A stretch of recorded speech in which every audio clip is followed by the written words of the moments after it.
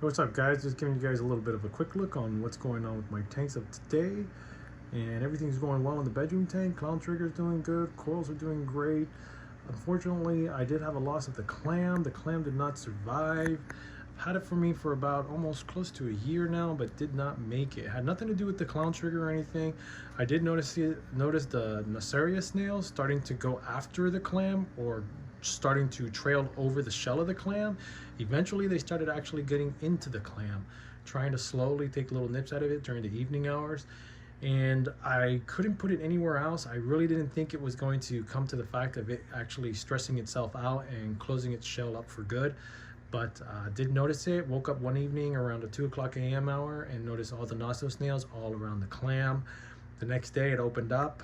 The next evening hours, or early morning hours if you want to say, around the 3 to 4 a.m. hour, the nosso snails were over it for the last and final time, and it just simply stressed out and closed out and did not survive. Other than that, the tank is doing great. Corals are doing fine.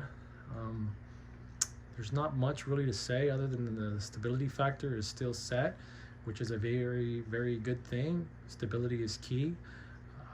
This is a two-part dosing system, Red Sea A and B, and nothing more really to say other than, if you want to know alkalinity levels, or at alkalinity levels in this system as of right now is about 7.5. Usually I like it around the 8.0, but it's about 7.5.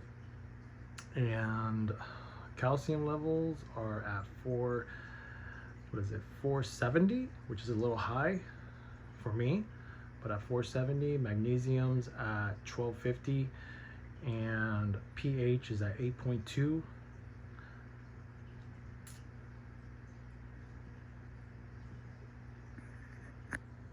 Always like to keep the temperature like around 77.5 degrees on this tank. And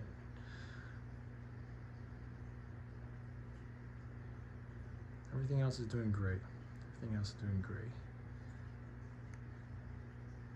Did clean the back wall, took off a lot of that coralline algae, trying to keep things clean.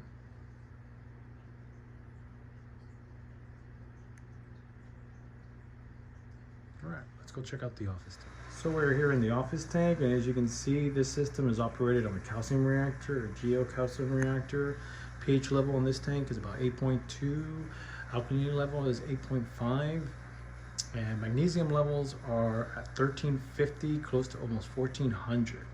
I don't have the mag being dosed at this point because of the fact that I believe it's a little too high for me. I'd rather have the magnesium down to 1250, 1300 tops, but 1250 is where I'd like it at. Calcium is about 455. Other than that, the stability factor in this tank is very stable. You can see the torch colony back up on the section over there where the multipore colony used to be at. Got rid of that just a few days ago. Other than that, the hair algae issue that's going on around the sand bed, lower section of the rockwork, has been getting consumed by the trocus snails, Mexican turbo snail, and the sea urchins that I've put into this tank have done wonders. So with the help of my own hand going into the system and pulling some hair algae out, other than that, it's been done more of a natural way, and I want to consider it more of a natural way. When I have more, inverts and herbivores like grazers from, I guess, the one tang itself, the powder blue, and the other grazer, the foxface, has been doing well when it comes to just trying to keep the algae in a somewhat state of control. Other than that, the system is doing very well. I'm very pleased with it. I'm very pleased with the growth. And the lighting in all systems are done with Kessel, except for the bedroom tank, which was done with the Red Sea and Kessel mix. These are all Kessels. The Kessel lighting on this system is the AP700, which is the older model Kessel, and it's still functioning great. As you can see, growing coral like no problem. So other than that, this tank is very stable, doing very well, and I'm very happy with it. Let's go check out the other two. So now we got the Achilles tank doing very well. As you can see the aptasia issue in here is slowly being diminished, barely, pretty much none around, and that's due to the fact that I added 40 peppermint shrimp in this tank. So I was listening to a live stream the other day, and they were saying, why not just knock it out with a lot of peppermint shrimp and stuff. And I've always put a few peppermint shrimp in here, but you see those wrassies right there, especially the twin spot. If you put 1 or 2 in there, they'll be gone. They'll be dead. So I can't put a copper band in here. The Achilles tang will not allow me to put a copper band in here. I tried already again with a small one, thinking that it would be safe within those trees over there and the trees on the other side. And no, it was still getting bullied. I took it out, put it into the sump, and it was so stressed out that it just passed away.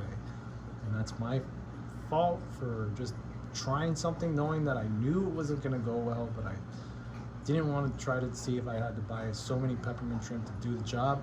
So I said, you know what, before I actually think of or even considering even taking this Achilles tang out of this tank to solve an issue or solve a problem, I did the peppermint shrimp deal, about 40 peppermint shrimp from, what was it, Salty Bottom, I believe it's called.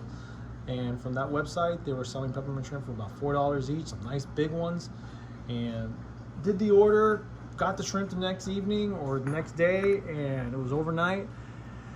Put it in here, and wow, did they not only go for the freaking aptasia, but they literally just made a problem not a problem. So that being said, yeah, if you're gonna do the aptasia killing with peppermint shrimp, you just gotta buy a load of them. You gotta buy more than 10, more than 20. I bought 40 of them, and they are just, you know, literally handling the issue, and I'm so happy. I'm so happy. But this tank is doing well. Corals are doing fine. You can see how open and luscious they are. They're just doing so well. I just love it. So other than that, the tank itself is tied into this system here, and you can see this system over here is doing very, very well, and it's the living room tank as well. And the alkalinity in here is 8.5, and this is on a calcium reactor also, which is calcium levels are at about 460, and pH is 8.2. I keep all the temperature in all my tanks at 77 degrees, you know. The chiller's on right now, it's reading 78.5 or something, and it's on. But you can see these tanks are just doing so awesome. You can see the polyp extraction, the Duncan heads. You can see all of them are just opened up. SPS coral growth is doing great. LPS coral growth, softies. It's just a mixed reef tank. And the length of the tentacles of the freaking torch coral are getting longer and longer. That's starting to worry me a little. It wasn't that long when I purchased it from Aquatic Collection, my local LFS, and it has been really, really loving where it's at. That it is getting longer and bigger, and now it's starting to worry me. I don't want it to start stinging things. So wasn't as big as I expected it when I purchased it. It was a much smaller, but you can obviously see it's loving where it's at, and because of that, it is just getting longer strands of extracting spaghetti type of tentacles, and it's beautiful. That's all I can say. So other than that, this tank is doing awesome. This tank is doing awesome. The Achilles tank is doing awesome. And yeah, let's go look at that frag system. All right. Oh yeah, before I wanted to show the frag system, I always like to show this side too. It's just an awesome side. You see the anemones. Had these anemones for so long, especially this one right here. They say sometimes the bubbles don't pop, but I don't know. They always had bubbles, and sometimes they'll just get into that long tentacle looking stringy effect like a torch coral, and then they'll bubble up again like this. So it's whatever they want to do. I have no problem with that. All right, frag system doing great. You can see it's looking awesome. Copper bands in there, trying to take care of a little bit of an issue that we're having with some aptasia that's growing back on the rockwork over there. It's not on the, not on the corals, frags of yet, but hopefully this copper man can do the job, but if it doesn't do the job, I'll definitely throw in the peppermint shrimp. Before I give these frags out, I just want to make sure they're 100% clean, which they are at the moment. A little bit of hair algae over there, but towards the little Christmas Monty. But other than that, you know, doing well, doing fine. Frags are loving it. Frags are doing really well, so well that they're already encrusting on top of that. I don't know if you can see that right there, but you know, it's already encrusting on top of the little frag rack right there. So yeah, doing great. But you can see the Monty caps are healing. Healing up very nice. I'm just gonna probably pluck that off myself, but other than that, frag system doing well. Doing awesome. And pH is at 8.2. Alkalinity is about 7.7, 7.8, something around there. This is on a Red Sea 2-part, calcium and alk. Dosing trace elements. Dosing trace elements in all my systems, regardless if it's calcium reactor or 2-part. But me, myself, I have no issues with either or. It can be 2-part or calcium reactor. I'm doing just fine. Stability is there, and that's all that matters. So other than that, you know, this being on the Kessel AP 9X, the ones in the living room, I forgot to show you guys, but that's on all Kessel lighting too. I got the old school Kessel AP, what is it? The AP 700, and that's doing nice.